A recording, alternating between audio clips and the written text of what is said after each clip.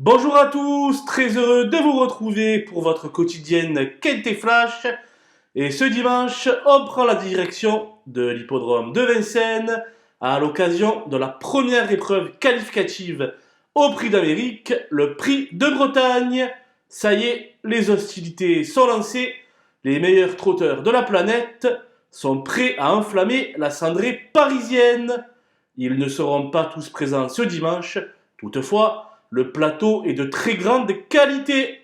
Ils seront 18 à briguer l'une des 3 premières places pour pouvoir se qualifier pour la belle et vont emprunter le parcours classique des 2700 mètres de la grande piste.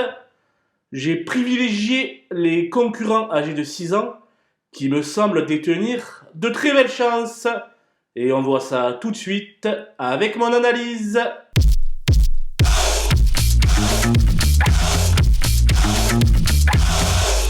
On attaque avec les bases et le 7, Hokkaido JL, qui a pris une autre dimension depuis le début de l'année. Privé de sa victoire le premier jour du meeting dans le Prix des Cévennes, pour avoir gêné Élie de Beaufour, il faut impérativement oublier ce coup malheureux. Totalement déféré cette fois-ci, il vise naturellement la victoire. L'As Hippopofort a été pris en note dans ce même Prix des Cévennes, avec une très belle dernière ligne droite à la clé. C'est en s'imposant dans ce Prix de Bretagne l'hiver dernier qu'il avait obtenu son sésame pour la belle. Il a les moyens de doubler la mise. Le 8 Orsi Dream s'est bien comporté pour son retour à Vincennes. Ses gains ne lui permettant pas de se qualifier directement pour le Prix d'Amérique, il courra le couteau entre les dents. Il me semble être un choix évident.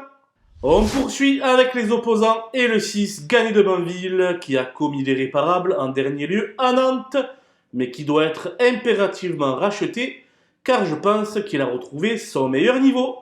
Avec un peu plus de confort aux antérieurs, il devrait pleinement se réhabiliter.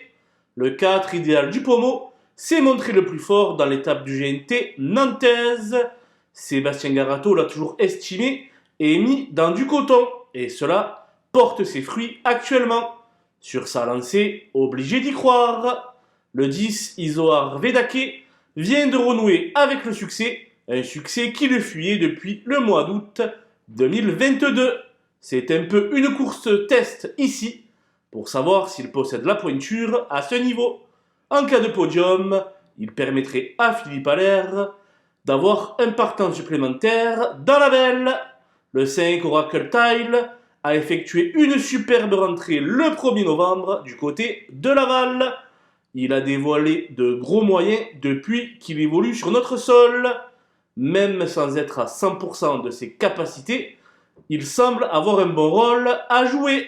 Mon coup de poker, et c'est un statut qui lui colle naturellement à la peau, ce sera le numéro 15, San Moteur, qui va effectuer des débuts attendus sur le plateau de Gravel. Ses références sont nombreuses en Scandinavie, où il avait au printemps dernier partagé la deuxième place de l'Hélice Lopette avec Go On Boy. La distance et la montée restent deux inconnus, mais il a le talent pour rivaliser. Du côté des outsiders, maintenant avec le 17 Ampiamédée, la championne de Fabrice Soulois, qui rentre directement dans ce Prix de Bretagne, contrairement à l'hiver dernier.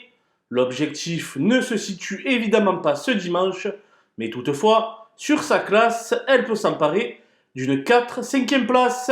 Le 18 Hookerberry n'est autre que le lauréat du Prix d'Amérique 2023. Il demeure sans doute à court de préparation et va gentiment monter dans les tours en vue des grandes échéances.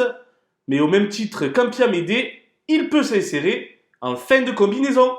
Le 9 Hussard du Ladré n'est plus à présenter à ce niveau. Le fer de lance de l'écurie de Benoît Robin reste sur une 3e place derrière Isoar Vedake et Gagné de Banville. Une revanche ne me paraît guère envisageable, mais la 5e place peut lui échoir.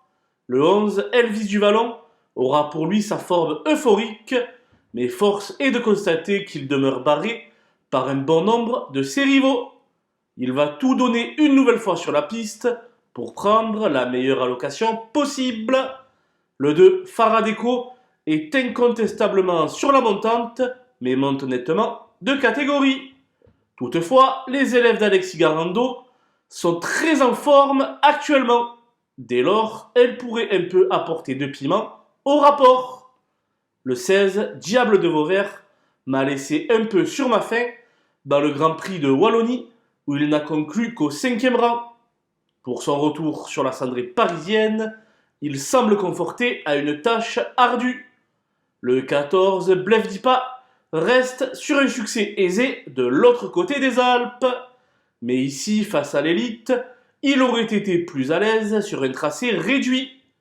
Il fera de son mieux pour glaner un petit chèque.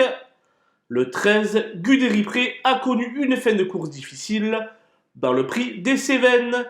Miné par des problèmes de santé à répétition, il n'a pas eu la carrière escomptée. Désormais, il n'a plus de marge à un tel niveau de compétition. Deux juments de l'entraînement de Laurent-Claude Abrivard dans la colonne des délaissés, ce qui reste assez rarissime pour être souligné. Le 3, Just Love You, va garder ses fers pour sa première face aux vieux.